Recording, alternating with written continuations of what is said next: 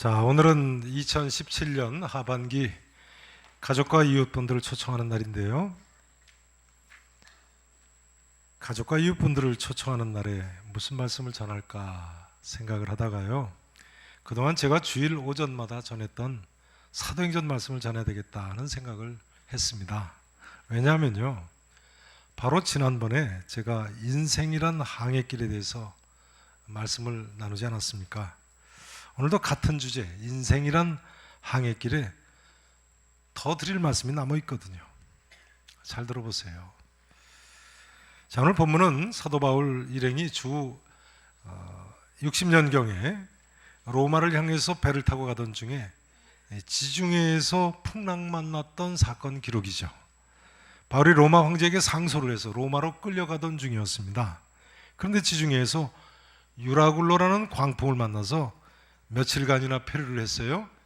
14일간이나 2주 동안이나 표류를 했습니다. 그런데 바울이 오늘 본문 22절에 보면요, 배에 함께 타고 있던 사람들에게 뭐라고 했다고 나와 있습니까? 따라서 하시죠. 이제는 안심하라. 이제는 안심하라. 여러분이요, 안심하라.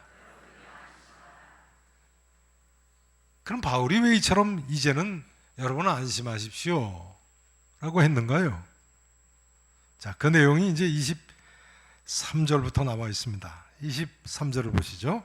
내가 속한 바 곧 내가 섬기는 누가요? 하나님의 사자가, 그러니까 천사가 말이죠. 언제 나타났다고요? 어젯밤에 내 곁에 서서 말하되 바울아, 뭐 하지 말라고요? 두려워하지 말라고 했다는 거예요. 내가 가이사 앞에 서야겠고, 가이사, 그러니까 로마의 황제 앞에 설 거라고 이야기했어요. 또 하나님께서 너와 함께 항해하는 자를 다 내게 주셨다 하였으니 그러므로 여러분이요, 뭐 하라고요? 안심하라고요.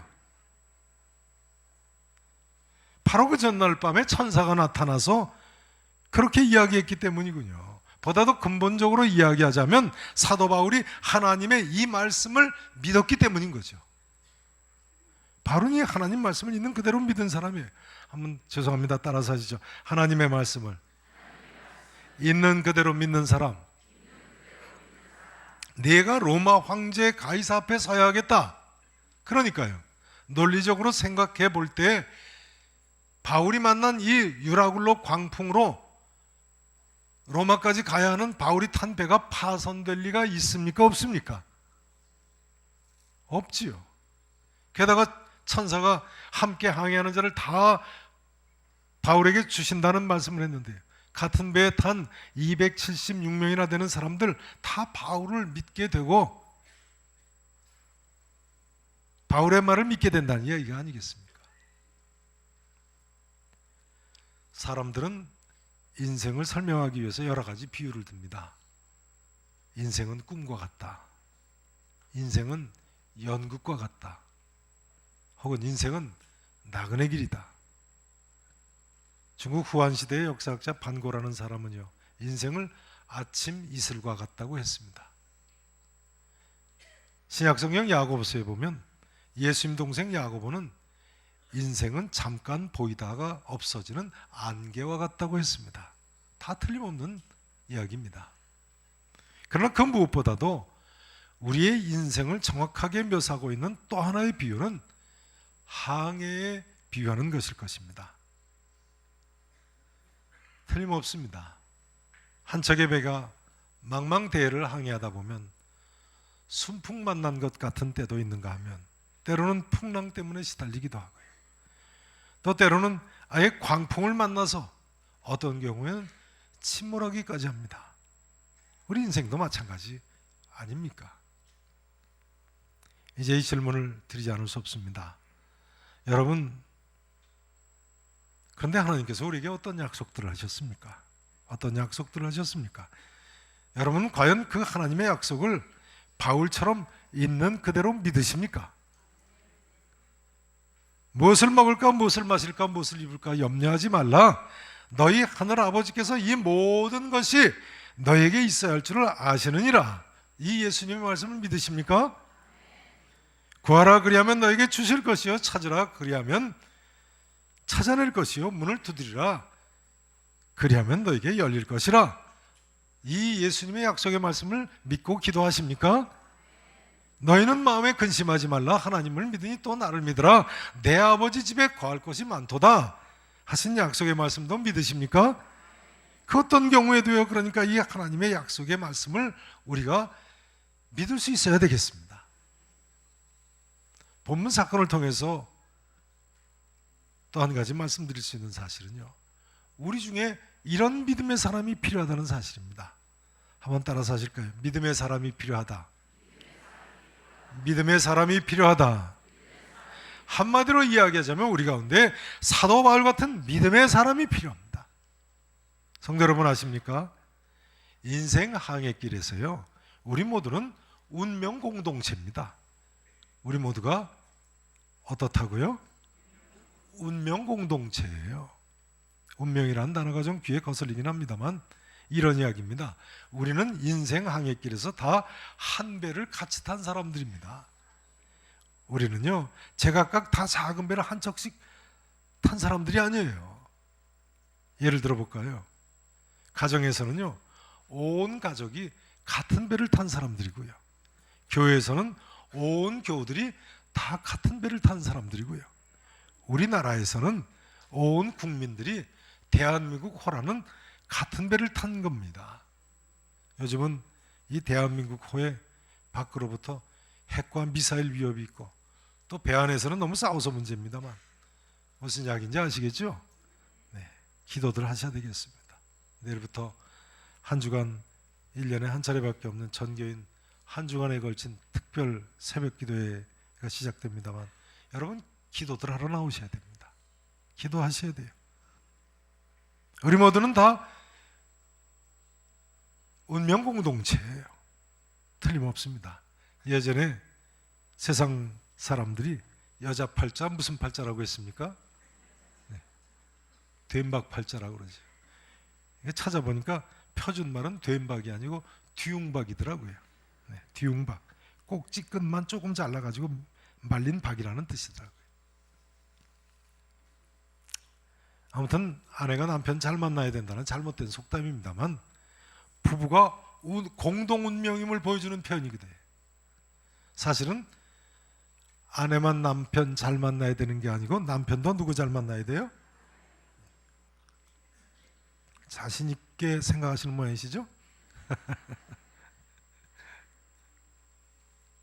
남편도 아내 잘 만나야 돼요. 남편과 아내뿐입니까? 애들도 부모님 잘 만나야 됩니다. 또 신방 다니면서 보면요, 연세 높으신 분들 뵈면요, 야, 부모도 자식 잘 만나야 되겠다, 그런 생각을 가질 때가 있습니다. 부모님도 자식 잘 만나야 되고요, 자녀도 부모님 잘 만나야죠. 자녀들도 부모 잘 만나야 돼요. 얼마나 공감하시는지요. 제가 유학 마치고 7년 만에 한국에 오니까요, 고등학교 동창 하나가 그 몇 년 전에 강원도로 낚시를 갔다가 지뢰를 밟아가지고 발목 아래를 잃었다는 소문을 들었습니다. 근데 이 친구가 예수를 믿게 돼가지고 어느 날 저한테 전화를 했어요. 본래 믿지 않던 친구였는데요, 그 통화를 하면서 보니까 예수를 믿는 사람이 됐더라고요. 근데 어렵게 전화를 끊을까 말까 하다 물어봤어요. 들리는 말에 너 지뢰를 밟았다는데 사실이냐? 그때까지는 아직 제가 만나보질 못한 거죠. 그랬더니 그렇다고 그러는 거예요. 그래서 발목 지뢰를 밟아서 발목 하나를 잃었다고. 그해 중부 지역에 큰 홍수가 나가지고 군진지가 산사태로 무너지고 지뢰가 떠내려왔는데 뭐 신문에도 크게 다 난 사건이죠. 근데 화천 때문에 낚시를 하러 갔다가 발목질을 밟아서 발목 한쪽을 잃어버렸다는 거예요. 근데 그 친구가 뭐라고 저한테 하는지 아십니까? 돌아가신 아버지하고 항상 주말마다 가던 데야. 그 아버지가 본래 아주 낚시광이셨거든요. 회사를 경영하는 사장님이신데 회사는 그냥 팽개쳐두고 일주일이면 며칠씩, 주말이면 그 아들 데리고 주말마다 낚시만 다니셨어요. 그 소리를 들으면서 제가 퍼뜩 든 생각이요. 아, 이 친구 아버지가 생전에 계실 때 그 아들 주일이면 진작 좀 교회 좀 데리고 다니셨으면 얼마나 좋았을까. 그런 생각이 드는 거예요. 살아생전에 주말마다 낚시 다니던 아버지가요, 돌아가셔서까지 아들의 일생에 비극적인 영향을 미쳤네요. 사랑하는 아들이 발목질을 나중에 밟을지 어떻게 알았겠어요. 가족은요, 한 배를 탄 운명 공동체인 것이 분명합니다. 교회도 마찬가지고 나라도 마찬가지입니다. 우리가 다 한 공동체를 이루고 있는 사람들입니다. 그런데요, 사도 바울이라는 사람은요, 자기와 함께 큰 배를 탄 276명, 그 바울 덕분에 전부 목숨을 건지게 했어요. 그와는 정반대로 구약성경 요나서에 보면 요나라는 사람은 그 사람하고 함께 배 탄 사람들 다 그 죄짓고 불순종한 요나 때문에 죽을 뻔했어요. 풍랑 만나서. 세상 사람들은 이런 사실을 모르기 때문에 사실은 예수 믿는 사람을 그저 별거 아닌 걸로 생각하고 예수 믿는 사람은 오히려 핍박하는 경우가 너무 많죠. 그러나 한 사람이 하나님 뜻대로 사느냐 살지 않느냐가 그 정도 중요한데요. 그러니까 이런 이야기도 됩니다. 서로 예수 믿다가 어려움 당하고 핍박을 받는다고 해도요, 사명감을 가지고 예수 잘 믿으셔야 됩니다. 예수 믿는 나 때문에 우리 가정에 불신 남편, 불신 자녀들, 불신 부모님들까지 내 주위의 사람들까지 다 하나님의 은혜를 누리게 될 줄로 믿으시기 바랍니다. 여러분, 사도 바울 한 사람으로 인해서 같은 배에 탔던 276명 다 건진받았다니까요. 믿음의 용사 소년 다윗은요, 그 한 사람으로 말미암아서 이스라엘 백성들 전체가 블레셋의 침략을 모면하게 됐어요. 그 한 사람 때문에 나라가 살았어요. 소돔 고모라성, 반면에 의인 10명만 있었어도 하나님 심판을 면하고 구원을 받을 수 있었는데요, 의인 10명이 없었어요. 그러므로 하나님께서는 에스겔서 22장 30절에 보면 이렇게 말씀하십니다. 이 땅을 위하여 성을 쌓으며 성 무너진 데를 막아서서 나로 하여금 멸하지 못하게 할 사람을 내가 그 가운데서 찾느니라. 예루살렘 성이 죄악에 관영했을 때 하나님께서 예루살렘 성을 심판하시려고 하는데 그에 앞서서 성 무너진 데를 막아서서 나 여호와로 하여금 멸하지 못하게 할 사람 한 사람만 있어도 내가 멸하지 않으시겠다는 거예요. 그러니 우리 예수 믿는 사람들은요, 누가 뭐래도 나 혼자만이라도 위로는 하나님을 잘 섬기고 아래로는 하나님 말씀대로 살아야 되는 사람들인 것입니다. 믿음으로 이처럼 살 때 이 인생 항해길을 우리를 통해서 살 길을 찾는 사람들이 많아지는 것입니다. 이것이 우리 모두가 사는 길인 거예요. 우리 가정이 사는 길이고 우리 교회와 우리 나라가 사는 길인 줄로 믿으시기를 축원합니다. 그런 의미에서 이 자리에서 계신 모든 분들께서요, 하나님께서 찾으시는 믿음의 용사가 되시기를 진심으로 축원합니다. 이제 오늘 본문 사건을 통해서 세 번째로 우리가 배울 수 있는 사실은요, 인생 항해길이 믿는 성도들에게는요, 따라서 하실까요? 모든 것이 합력하여 선을 이루느니라. 모든 것이 믿는 성도들에게는 합력하여 뭘 이룬다고요? 선을 이루는 길이라는 거예요. 로마서 8장 28절의 말씀이죠. 여기 로마서 8장 28절에서 하나님을 사랑하는 자에게는 모든 것이 합력하여 선을 이루느니라 할 때 이 선을 이룬다는 것이 좋다는 뜻입니다. 모든 것이 합력하여 좋게 된다는 거예요. 영어로는 good이라고 되어 있어요. good. 믿는 성도들에게는요, 그러니까 모든 것이 다 합력하여 좋게 될 줄로 믿으셔야 됩니다. 오늘 사도 바울 일행 20절에 보니까요, 여러 날 동안 해도 별도 보이지 아니하고 큰 풍랑이 그대로 있음에 구원의 여망마저 없어졌더라, 이렇게 나와 있어요.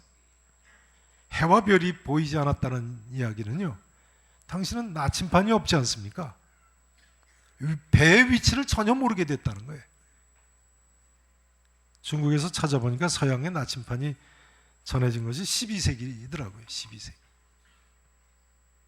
게다가 당시는 지구가 네모 반듯하게 생겼다고 믿던 사람들인데요. 지구 끝에 가면 배가 1000길, 10,000길 낭떠러지로 떨어진다고 생각하던 시절이니 그 두려움이 얼마나 대단했겠어요.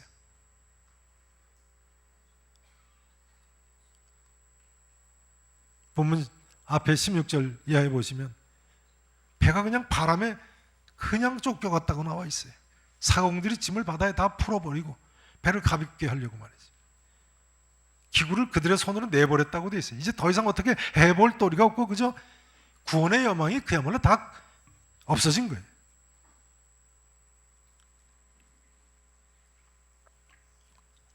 죄송한 말씀입니다만 인생이라는 것이요, 사실은 이런 때가 있습니다. 제 아무리 경험과 기술과 재능과 내 가진 거 다 쏟아부어도 인간의 힘으로는 이제 어떻게 해결할 수 없을 때가 있어요. 그러나 여러분 아십니까? 인생항의 길에 여러 날 동안 큰 풍랑이 그대로 있다고 해도 하나님께서 함께 하시면 살 길이 있습니다. 이태리 격언에 이런 말이 있다고 합니다. 맑은 날에는 누구나 항해할 수 있다. 맑은 날에는 누구나 항해할 수 있다. 그렇죠. 그러나 저는 이 말을 이렇게 바꾸고 싶습니다. 하나님께서 함께 하시면 굳은 날에도 누구나 항해할 수 있다. 하나님께서 함께 하시면 그 누구라도 소원의 항구에 도달할 수 있는 것입니다. 여러분, 우리 교회 로고가 어떻게 생겼습니까? 교회 로고 어떻게 생겼어요? 어디 있죠? 여기 장로님 뒤편에 있지 않습니까? 예. 여기 보시면 대한예수교 장로의 계산교회하고 왼쪽에는 성경책 십자가가 놓여있는 우리 교단 로고예요. 그다음 오른쪽에는 무슨 모양으로 보이십니까? 항해하는 배 모양 아닙니까? 돛대를 높이 들고 항해하는데 무슨 모양의 돛대를 높이 세웠어요? 십자가 모양의 돛대를 높이 세우고 항해하는 거예요. 무지개 세계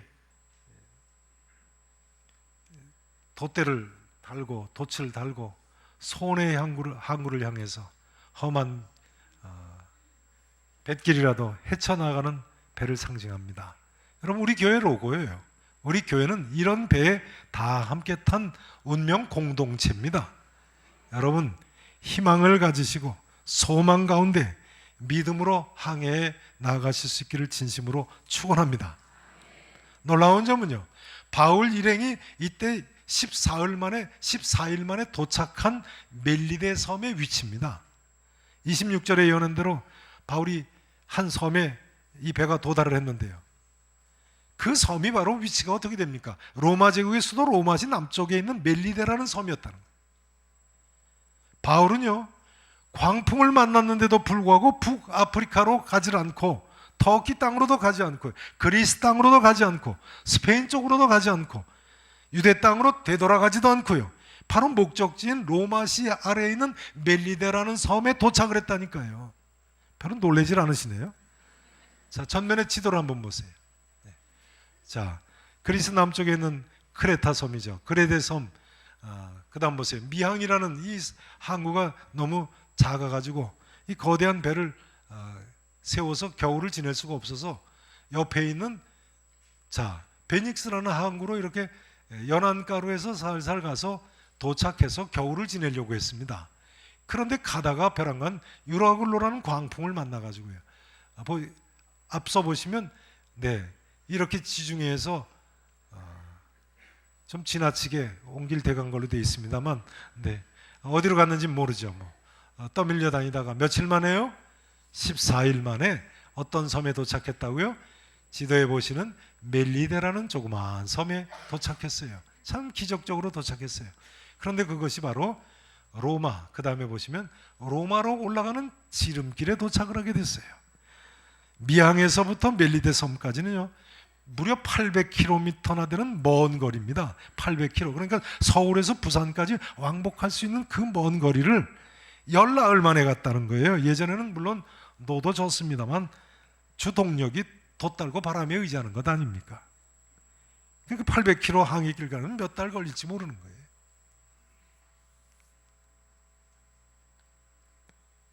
그야말로 바울의 경우는요, 하나님을 사랑하는 자에게 모든 것이 합력해서 선을 이뤘어요. 겨울을 크레타 섬에서 지내려고 했는데 오히려 이 풍랑 인연하여서 우리가 찬송하는 대로 한겨울도 되기 전에 2주 만에 이태리 멜리데 섬에 도착을 해버렸어요. 하나님의 선묘한 은혜로 모든 것이 풍랑조차도 합력하여 선을 이룬 모습입니다. 여러분, 하나님 약속을 믿는 성도들에게는요, 인생 항해길에서 만나는 풍랑까지도 합력하여 선을 이루실 줄로 믿으셔야 됩니다.